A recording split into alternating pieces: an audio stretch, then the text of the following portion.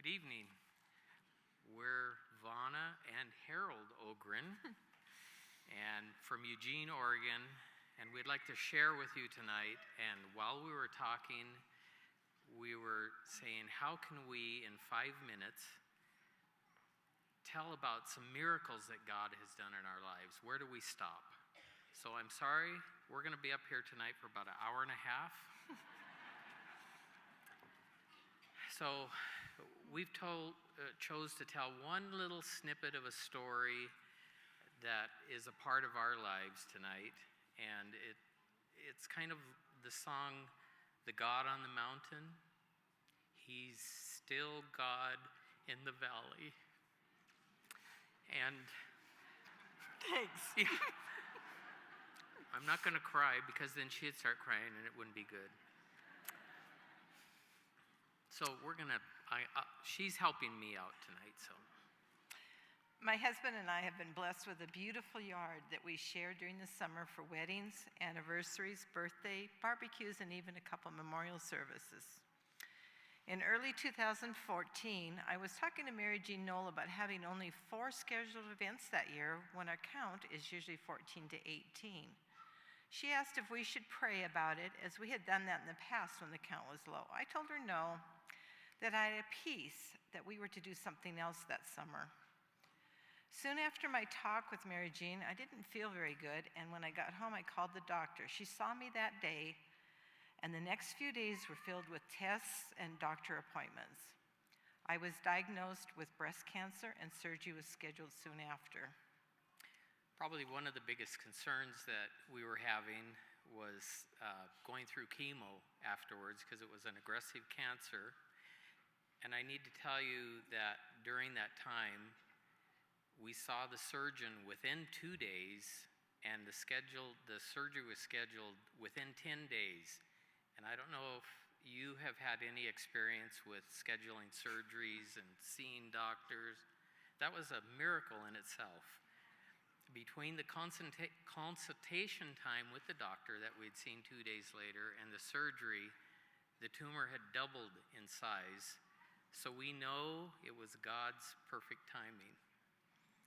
Our son Jerry is a paramedic, and at that time was living in Sacramento. And he rearranged his schedule so he could be with us for 2 days. And after the surgery, Jerry was in the room with her. They were sitting there, and he looked at her and asked the nurse, "Is it normal to put the blood pressure cuff on the side that the surgery has happened on?" And no. Oh, that's a big no-no. So there's a big flurry of activity. All these nurses were trying to point fingers at somebody else and that kind of stuff. So during that time, they gave us, we were just getting out of the hospital, no discharge papers, no instructions, nothing.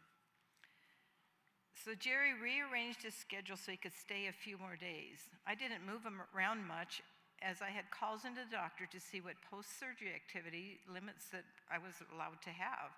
So the second day, she went downstairs and came up to get something. She's kind of winded, and my son Jerry said, "Go get changed. We're taking you to the hospital." When she stepped out of the room, he told me either she has a blood clot or she has an infection. And okay. And I felt fine, so I finally said, okay, I'll humor the kid. We walked into the ER, and immediately I was checked into a room and hooked up to meds. Turns out that I had a blood clot in my lungs and blood clots in my leg. The doctor didn't even want me moving enough to go to the bathroom, as they could cause a stroke or heart attack. Both surgeons came up to visit me and said they would never have performed the surgery if they had known that I had a blood clot in my leg and that it would move to my lungs. But then I would have still had the cancer. Even with an error on their part, we believe it was orchestrated by God. When we got home a few days later, we got the letter from the hospital saying, "We forgot to give you your discharge papers. We want you up and walking every half hour." If that had happened, if we had got those discharge papers and she had been up and walking every half hour, they are fully convinced that she would have had a blood clot and either a stroke or it had been into her lungs. Heart. And so there was a reason for everything that happened there, even though sometimes we call it a coincidence.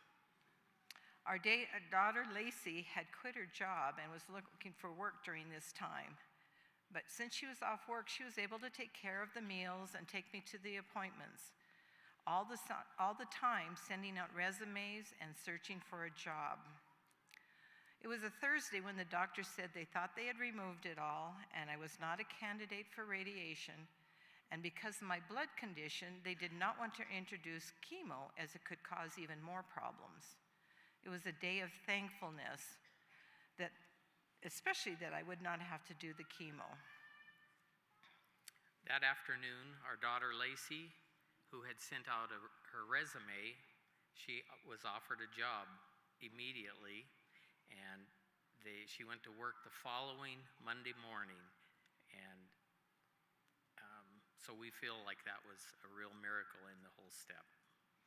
Our first wedding is usually in June, but that year it was as late as August, long enough after the surgery that I was able to help and work. The following year, our venue was back up to 14 events with no advertising and just word of mouth. There were many more coincidences during this time, and I don't know why I had to go through the cancer, but during it all, we could see God's hand guiding.